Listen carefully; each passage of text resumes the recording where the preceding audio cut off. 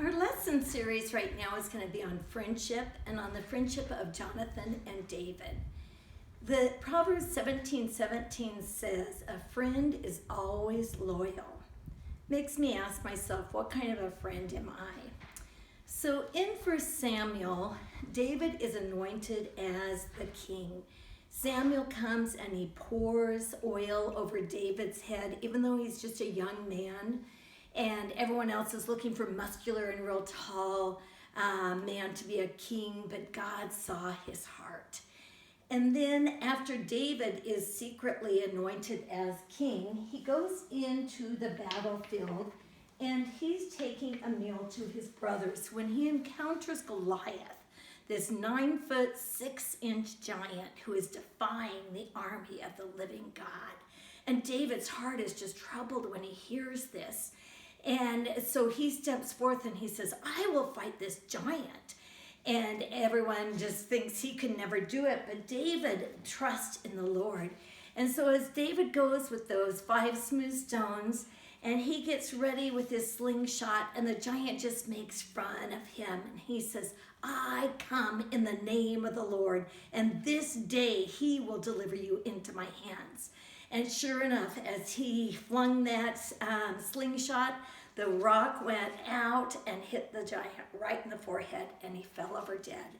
And God had a great victory that day. Now, David had an opportunity to become real puffed up, but he stayed available in the Lord's hands.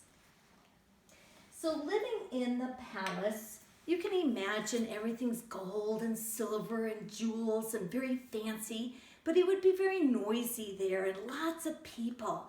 And that's not what David was used to. David was used to being out with his sheep, and they were the only company he had, that he would talk to them and care for them and be out under the stars and the quiet. And now he's in the palace without his family. He doesn't have his sheep that he's so used to, and he must have been very lonely, a big change for him. But the Lord says in 1 Samuel that God knit Jonathan and David's heart together, that they were just knit together, and that Jonathan loved David as his own soul. And so then we hear an account of Jonathan going and giving gifts to David.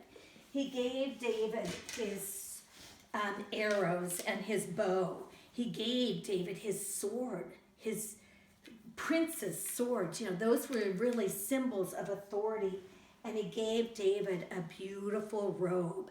These gifts were a way of Jonathan just expressing his friendship.